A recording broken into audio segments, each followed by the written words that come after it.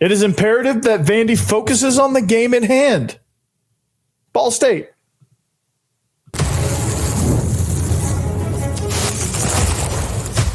You are Locked On Vandy, your daily podcast on the Vanderbilt Commodores, part of the Locked On Podcast Network, your team every day. Welcome into the Locked On Vandy podcast on the Locked On Podcast Network. I'm your host, Corey Burton. Thanks for making Locked On Vandy your first listen every day. We're free and available wherever you get your podcasts and on YouTube as a part of the Locked On Podcast Network, your team every day. Today's episode is brought to you by Gametime. Download the Gametime app, create an account, and use code LOCKEDONCollege for $20 off your first purchase. Today, we begin to look at what Ball State brings to the table. Vandy's defense is starting to come together, but what do they need to fix? Offensively, there's a streak that needs to remain intact. It's pretty cool. And a massive game versus the Longhorns is on the horizon, but it is imperative that Vandy focuses on the game at hand, which happens to be Ball State. So, coming into this season, here's why I talk about this. Because coming into this season, this game seemed like a bit of a break in an otherwise difficult schedule. Georgia State was the same way. But thanks to that Georgia State experience and the UNLV experience from a year ago, this game now requires 100% focus. And that's imperative that that's what this game gets, because Ball State is a team that, and we'll talk about more specifically what they bring later on in the show, but Ball State is a team that can come in. They're a MAC school, so you get a little bit of MACtion. They play some good football up there in the MAC, and they're a tough team. They have some weapons of their own. Mike New is a really phenomenal coach in the MAC, and he brings, every game I see him in against some of these Power 5 teams, I mean, he brings it. So this game is not to be taken lightly, but it is a game that I think if Vandy gets their 100% focus and works on being clean, crisp from the start and continuing these fast starts that they're having, that I think this will be a great confidence booster in the most important stretch in your program, because you win this game theoretically, you get to 5-2. All right, you're one game away from bowl eligibility, which nobody thought possible. The over/under on FanDuel was 2.5 games, right? If you bet that, you've already hit it, okay? And to get to a bowl game, which I predicted, they need two at this point. They need 2 wins. Ball State's got to be one of them. If you're going to go to a bowl, you have to beat Ball State, and then you beat one other SEC team in a schedule that gives you Texas, South Carolina, Auburn, LSU, and Tennessee. You got to get one of those. I'm not sure who that's going to be, because all those teams present problems, because the SEC, I think, overall is good.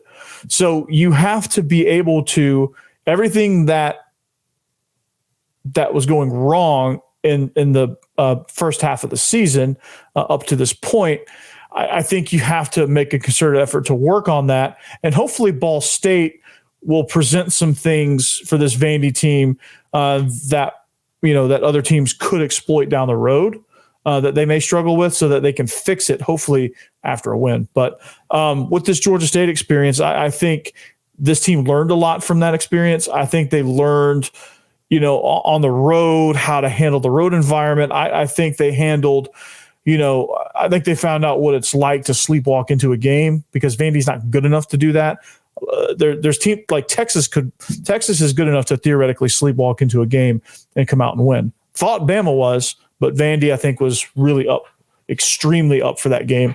I think there's teams that can't, afford to sleepwalk and still be okay.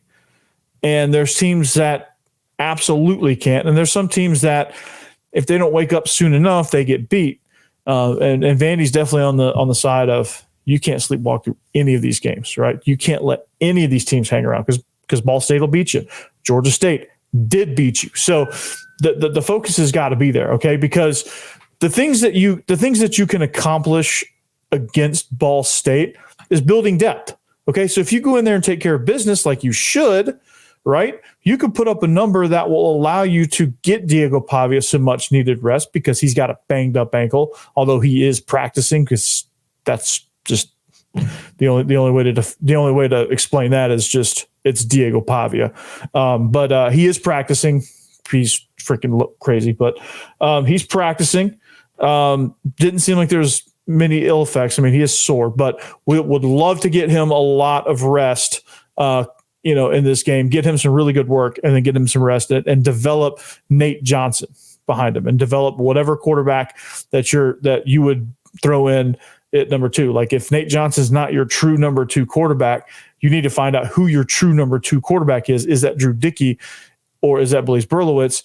And you need to get them some work in the game so that just in case, because Diego Pavia, he almost went down, right? He went into the tent and fortunately was able to come back out and finish the game. But like, let's say he's not able to do that. Well, then you're up, what's creek without a paddle because you couldn't take care of business against Ball State and you couldn't develop these quarterbacks and you couldn't get guys reps. So this game is important because, hey, Ball State's a great program, a lot of respect for them, but you're an SEC team.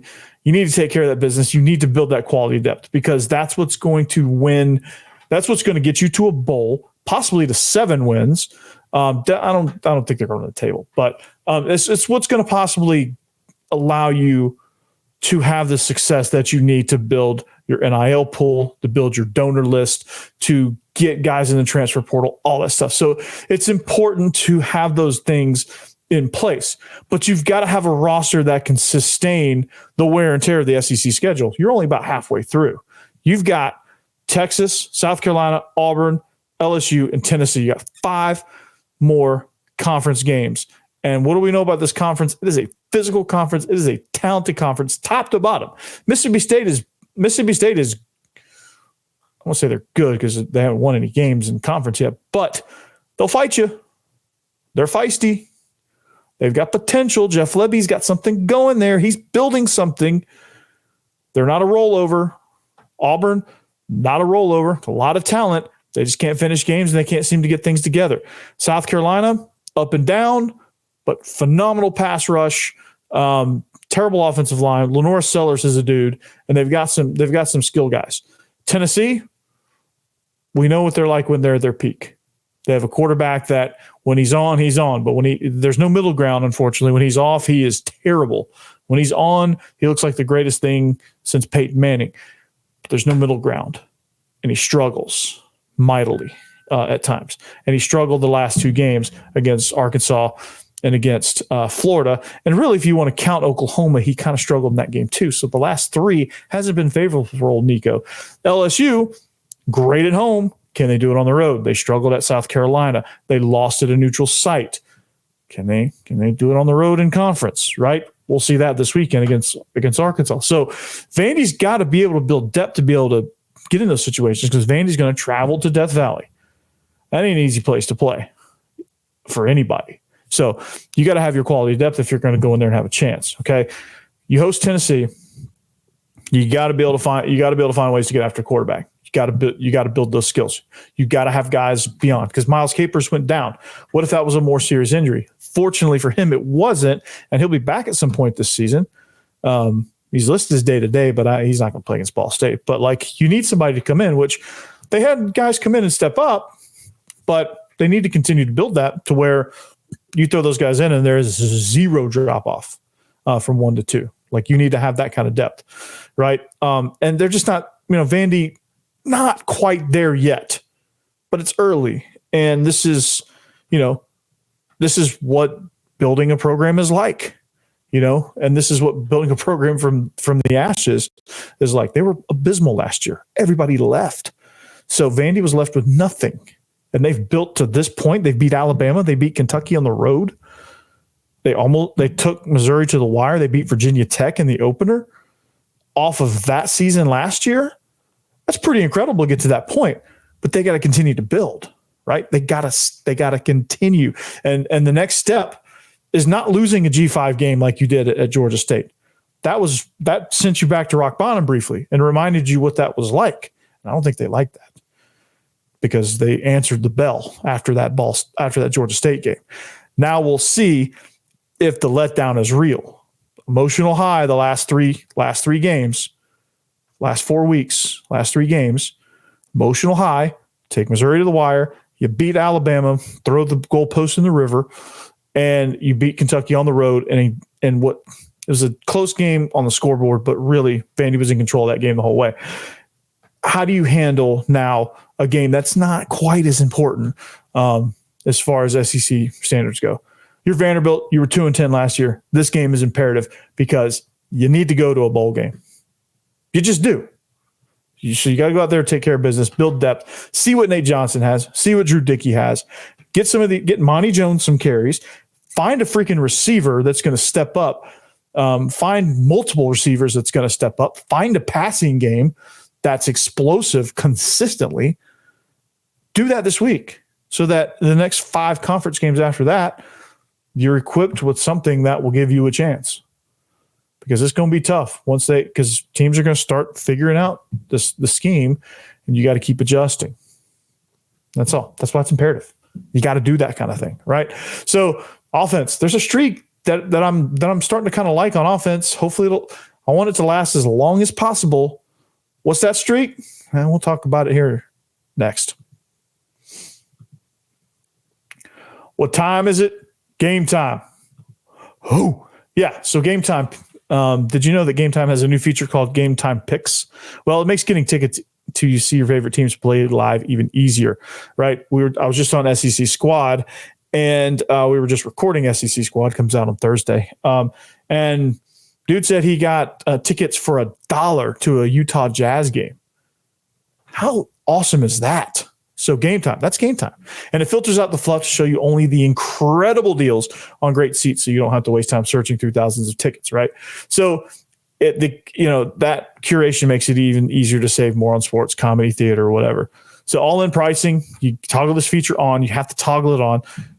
It shows the total up front with no surprise fees at checkout. Seat views, you get a panoramic view of your seat in the app before you buy. So if you're in the Delta Center in Salt Lake City, Utah, going to a Jazz game for $1, you can see the seat that you can see the view that you're gonna have. It's amazing. And they have the lowest price guarantee. Your Gametime will credit you 110% of the difference. So imagine if the game was 50 cents, they'll give you $1.50. I think I did the math right. I don't know. Math's not my strong suit. Gametime ticket coverage. Your purchase is covered with the most flexible customer service policy in the ticketing industry. So take the guesswork out of buying tickets with Gametime Picks. Download the Gametime app, create an account, and use code LOCKEDONCollege for $20 off your first purchase. Terms apply. Again, create an account and redeem code LOCKEDONCollege. That's LOCKEDONCOLLEGE for $20 off. Download Gametime today. What time is it? Gametime.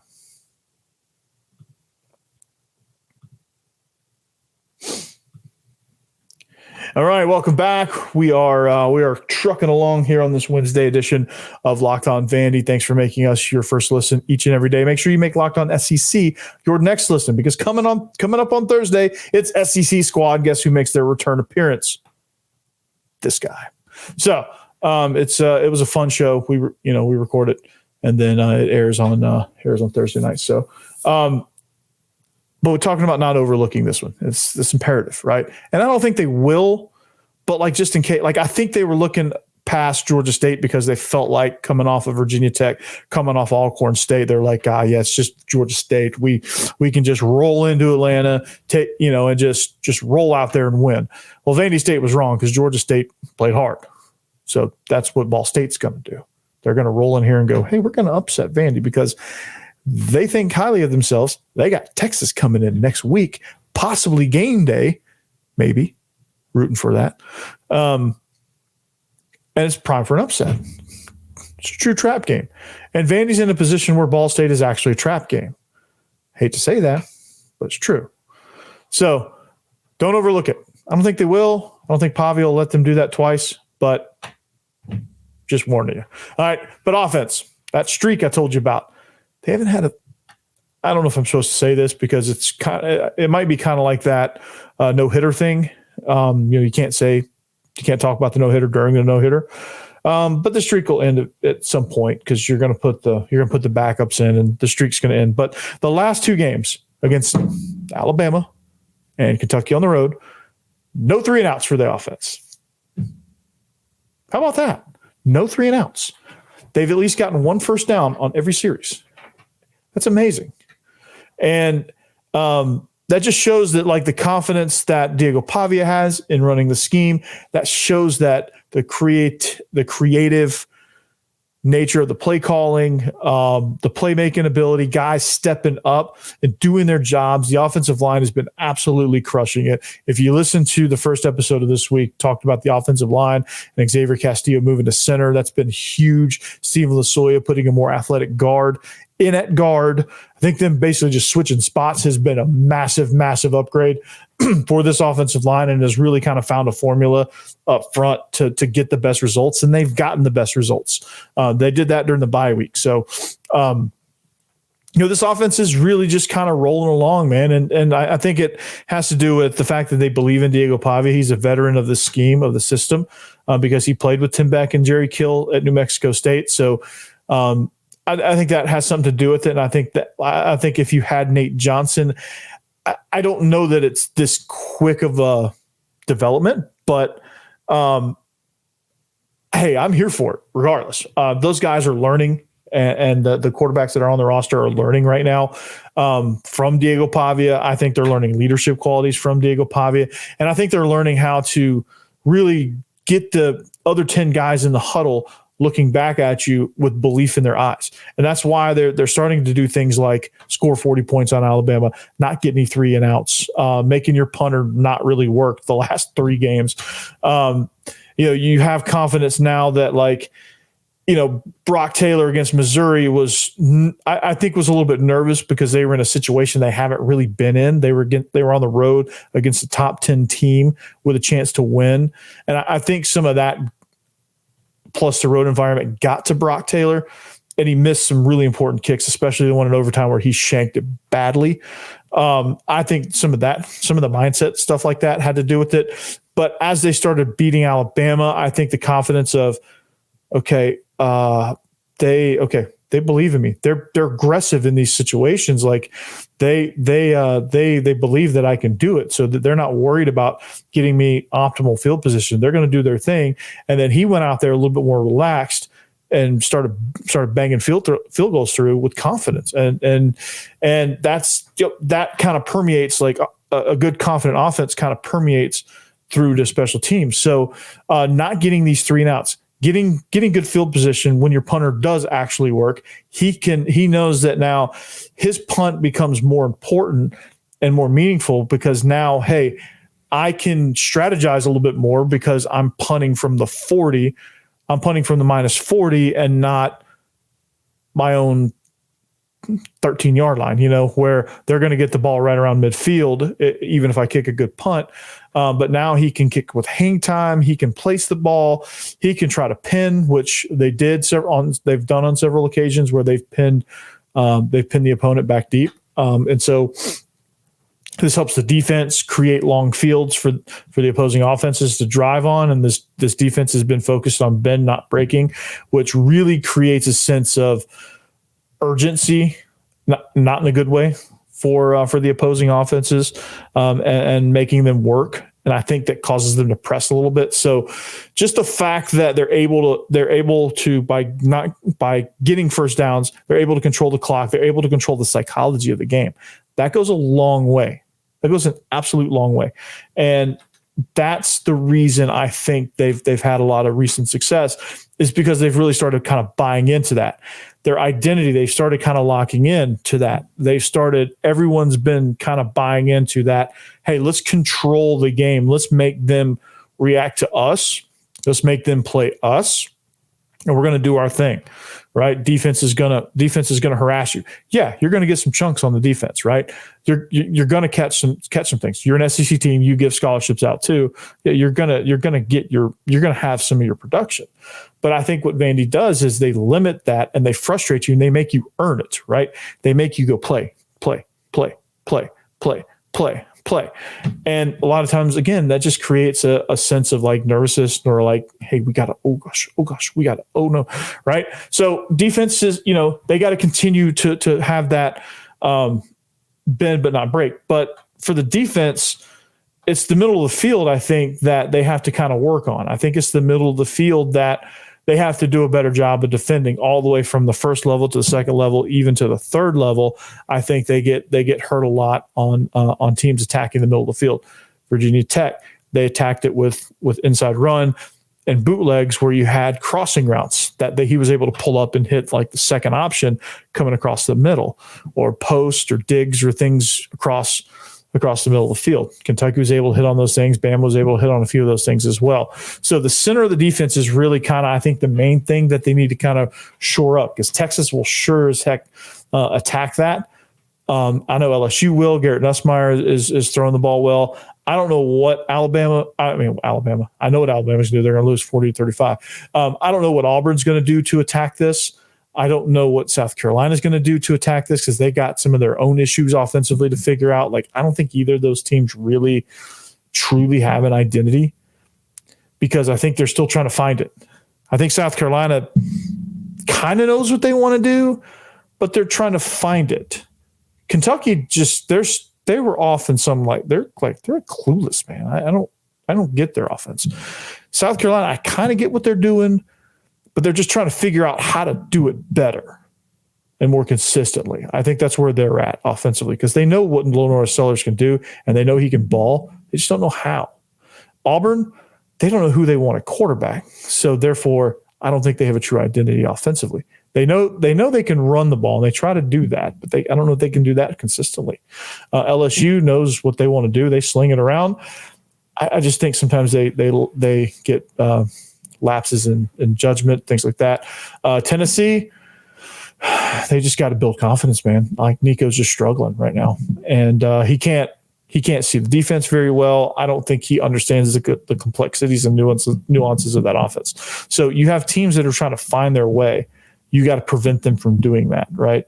And so it's that's what we're liking. So defense is important. We'll talk about that next. And what is Ball State? What problems do they present? We'll talk about that next as well. All right, FanDuel. NFL fans, you can start the season with a big return on FanDuel, America's #1 sportsbook.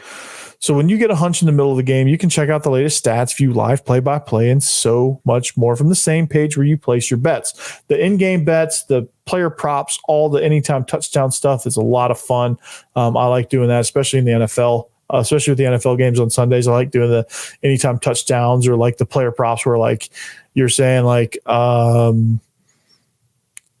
Jamar Chase is going to get 4.5 receptions, or like George Kittle's going to have 45 receiving yards, 45.5 receiving yards, or, something like that. Like, I love those player props. So you get started with $200 in bonus bets guaranteed when you place your first $5 bet. That's FanDuel.com, America's #1 sportsbook. All right, wrapping up the show here on the Locked On Vandy podcast on the Locked On Podcast Network. Thank you for making us your first listen each and every day. Thank you to the everydayers. Without you guys, this show's not possible. And I appreciate you guys. And this is going to be a lot of fun as we go. But this week we welcome the Ball State Cardinals, man, and it's going to be it's going to be interesting. Ball State comes in 2-4. Okay, defensively, we'll talk about what Vandy needs to shore up defensively first before we present any sort of problems that Ball State can present. So, and Ball State, they have this guy named Cam Ward at quarterback. No, I'm just kidding. They don't. I pulled up an article, and the video that's attached is talking about Cam Ward, but it's talking about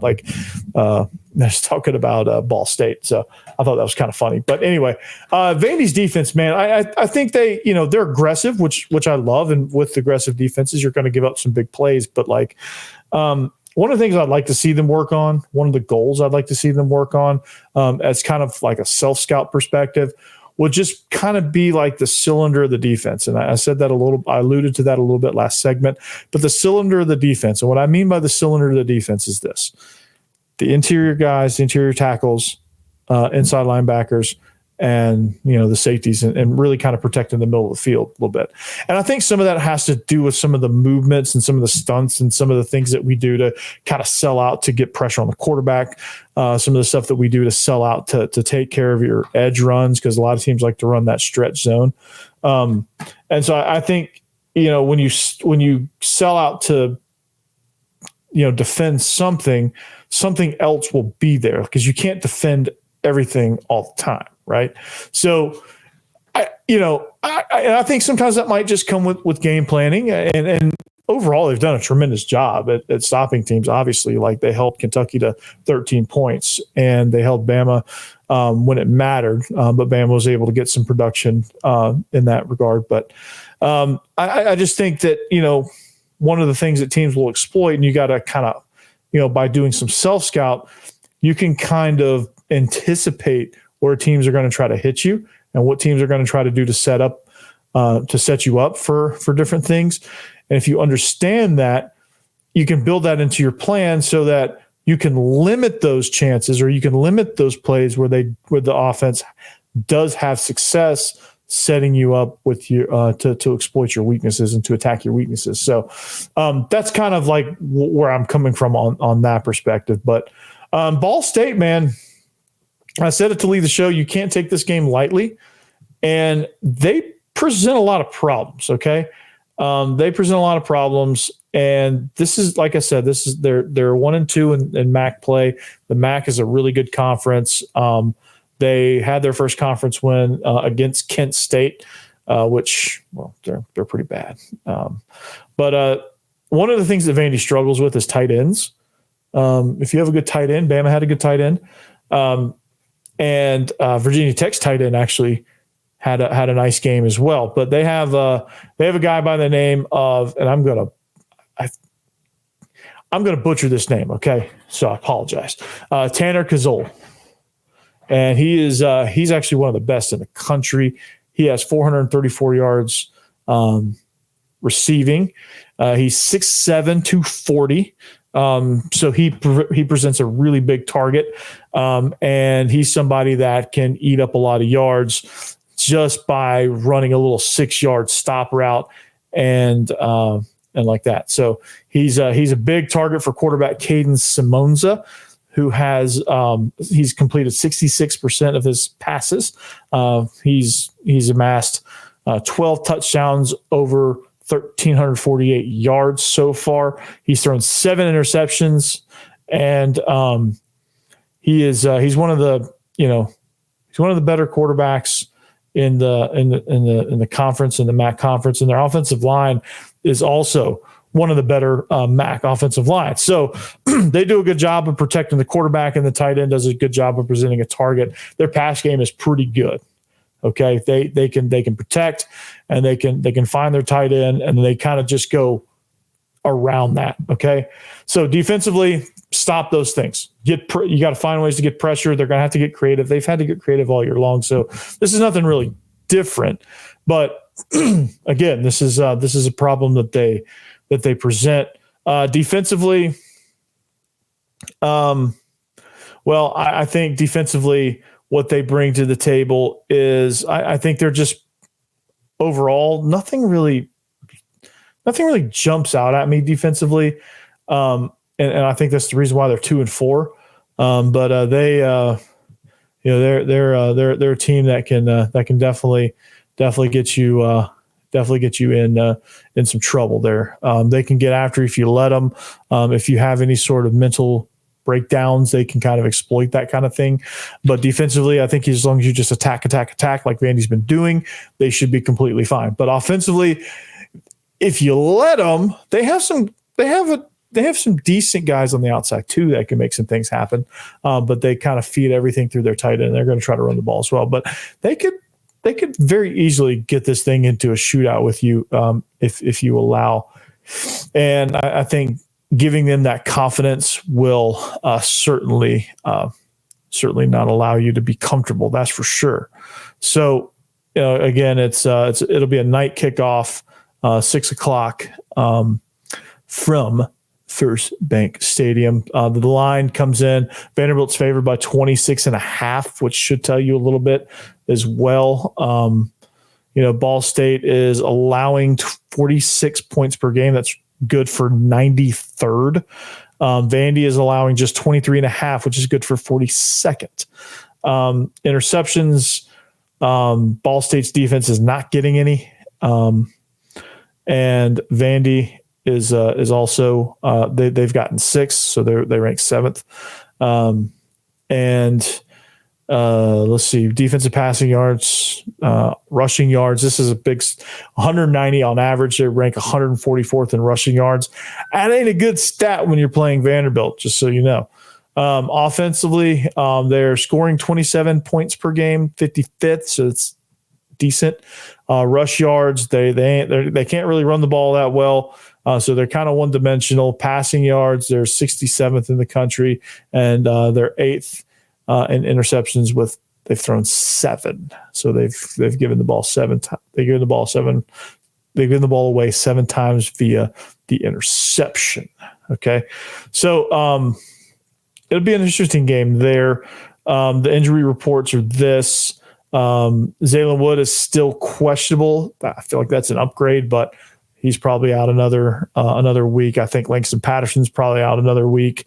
Yalen Otara, he's questionable. He may try to give it a go as well. And then Diego Pavia, of course, he's not listed on the injury report, but we all know that he just needs a little bit of rest. Okay, so that's Ball State in a nutshell.